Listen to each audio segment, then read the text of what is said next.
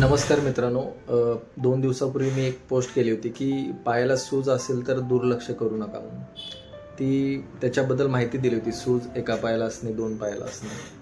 तर ती प्रचंड पोस्ट व्हायरल झाली आणि मला खूप लोकांचे मेसेजेस आले, सर आम्हाला एका पायाला सूज आहे, कोण म्हटले आम्हाला दोन्ही पायाला सूज आहे. तर सगळ्यात पहिलं समजून घ्या की सूज आणि सुजेचे प्रकार आणि कोणत्या आजारांचे ते आपल्याला लक्षणं दाखवू शकतात. तर सगळ्यात महत्त्वाचं आहे की जर तुमच्या एकाच पायाला सूज असेल तर त्याची कारणं वेगळी आहेत. त्याची कारणं अशी आहेत की ते व्हेरिकोज वेनमुळं असू शकतं, डीप वेन थ्रोम्बोसिसमुळं असू शकतं, लिम्फॅटिक ब्लॉकेजेसमुळं असू शकतं किंवा एखाद्या जुन्या इंजुरीमुळं असू शकतं.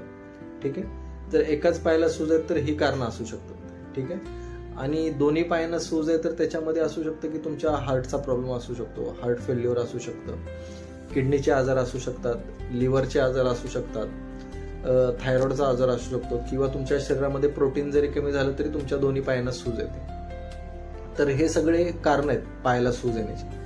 तर सगळ्यात धोका कधी वाढतो, जर तुमच्या पायांना सूज वाढले, तुम्हाला श्वास घ्यायला त्रास होतोय, दम लागतोय, तर त्यावेळी तुम्हाला लगेच डॉक्टरांकडे जायचं आहे, चेक करून घ्यायचं आहे तुमच्या सर्व गोष्टी ज्या असतील त्या.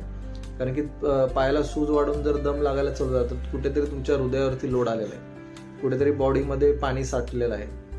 तर पायांच्या सूजांना असं इग्नोर करू नका आणि तुमच्या काही समस्या असतील तर त्या व्यवस्थित लिहून कमेंटमध्ये मला सांगा. मी तुम्हाला नक्कीच मार्गदर्शन करेल व कोणत्या ब्लड टेस्ट करायच्या ह्या सुद्धा सांगेन. धन्यवाद.